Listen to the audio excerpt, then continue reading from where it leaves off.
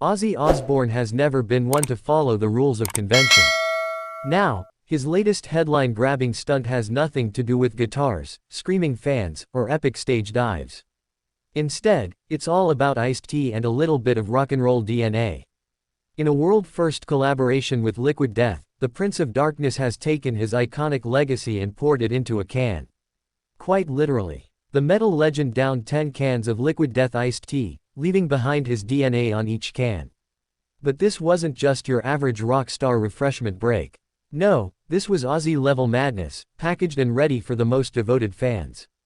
Liquid Death, never shy of pushing the marketing envelope, took those DNA-coated cans, sealed them in lab-quality containers, and threw them up on their website for $450 a pop.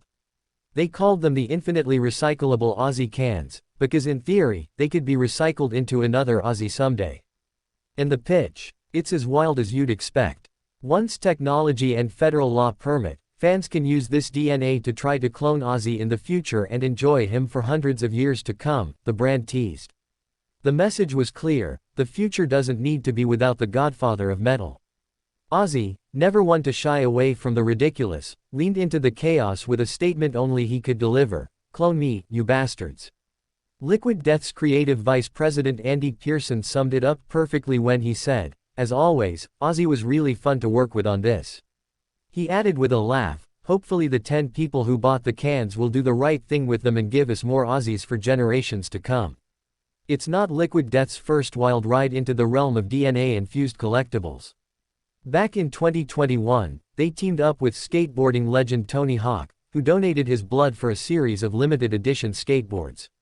"If you have my blood, that means you have my DNA," Hawk joked at the time, adding a whole new meaning to the phrase: blood, sweat, and tears.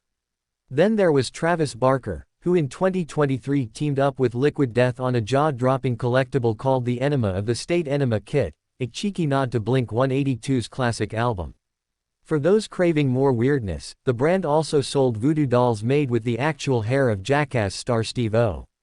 And let's not forget the recycling glory hole, featuring the face of comedian Tom Segura plastered right where you drop your trash. Pearson explained the madness behind the method. Liquid Death is all about making healthy, sustainable choices feel insanely fun. And there's no one who's had more fun than Ozzy. He added, rather than just do standard celebrity endorsement, we asked if he could crush some infinitely recyclable cans of our low-calorie iced tea and let us collect his DNA. Ozzy Osbourne, the man who once bit the head off a bat on stage, has now casually offered up his genetic code to the masses. And it's not even Halloween yet. The stunt coincides with the final live performance of Ozzy's legendary career, set for July 5. After decades of redefining rock music, it seems only fitting that his send-off would be wrapped in equal parts chaos and comedy. The message to his fans is clear: the body may fade, but the legacy, and perhaps one day the clones, will live on. The whole spectacle fits neatly into Liquid Death's bizarre, punk rock approach to marketing. Rather than just slap a celebrity face on a product, they invite their collaborators to be part of a bigger joke. A darker, weirder, funnier joke. One that's infinitely recyclable. Ozzy's role as a Liquid Death ambassador isn't just a marketing gimmick, it's a love letter to the ridiculous. He embodies the spirit of rebellion, of taking something ordinary like iced tea and turning it into a collectible piece of rock history. And what's more rock and roll than selling your DNA to strangers on the internet? It's like punk rock met biotech in a dark alley and decided to start a lemonade stand. Only 10 cans exist, each autographed, sealed, and potentially holding the secret to recreating the man behind Paranoid, Crazy Train, and Iron Man. A new twist on immortality. Fans rushed to the Liquid Death website when the cans dropped, hoping to be among the lucky few who could one day call themselves the proud parents of Clone Ozzy No. 2. But whether science catches up with the madness or not, the point has already been made. Ozzy Osbourne is eternal. In legend, in music, and now, in iced tea. This latest stunt is part of a growing trend where celebrity endorsements aren't just about slapping a name on a product.